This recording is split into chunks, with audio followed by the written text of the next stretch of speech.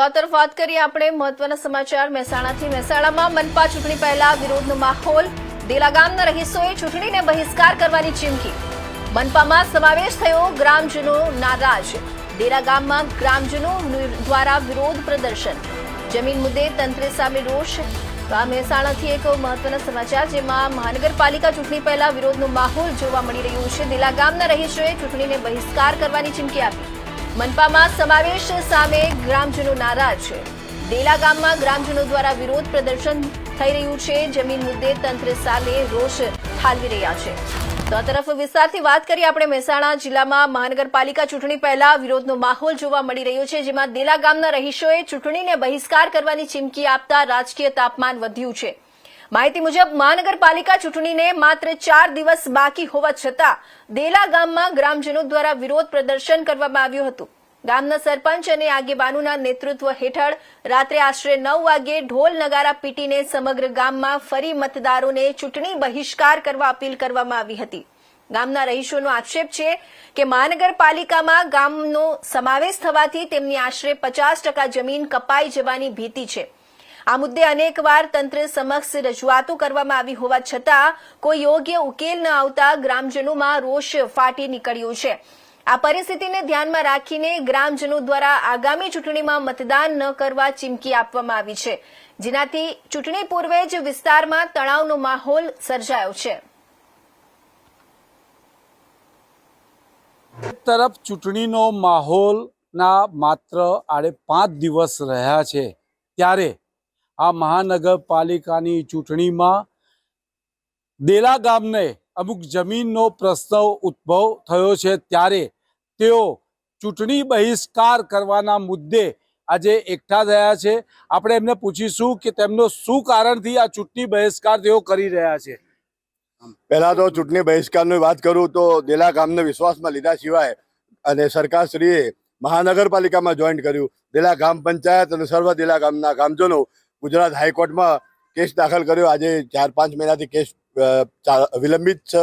એ છતાં પણ પાછળથી હમણાં સરકારે ટીપીડીપી અને ઇન્ડસ્ટ્રીયલ ઝોન એ બધા અંદર દાખલ કર્યા, રિંગ રોડો અંદર દાખલ કર્યા। એના બાબતમાં ગામ લોકોએ નિર્ણય કર્યો કે અમે ચૂંટણીથી પહેલા દેલા ગામને મહાનગરપાલિકામાંથી મુક્ત કરો, અમને અમારું ગામ સ્વતંત્ર રહેવા દો। એ બાબતમાં આખું ગામ મક્કમ। આજે પણ ગામને બધા યુવાન મિત્રોએ, વડીલોએ ગામમાં રેલી કાઢીને ગામનો સારો એવો ઉત્સાહ અને પ્રતિસાદ આપ બધા જોઈ રહ્યા છો। છેલ્લા કેટલા સમયથી તમે આ સંઘર્ષ કરી રહ્યા છો? છેલ્લા 5-6 મહિનાથી ગુજરાત હાઈકોર્ટમાં ન્યાય માટે આખું સમગ્ર દેલા ગામ આજે ઝઝૂમી રહ્યું છે। છેલ્લા 5 થી 6 મહિનાથી દેલા ગામની જે જમીનનો પ્રશ્ન છે, હાઈકોર્ટ સુધી એ મુદ્દો મામલો પહોંચ્યો છે, ત્યારે આપણે ગામના સરપંચ, શું નામ આપનું? ચૌધરી કિરણભાઈ રામજીભાઈ। શેના માટે આજે તમારે આ ઢોલ નગારા સાથે આજે બહિષ્કાર કરવો પડ્યો ગામમાં? અમારા ગામની અંદર ભારતમાલા પડે એમાં 300 થી 400 વીઘા જમીન જાય।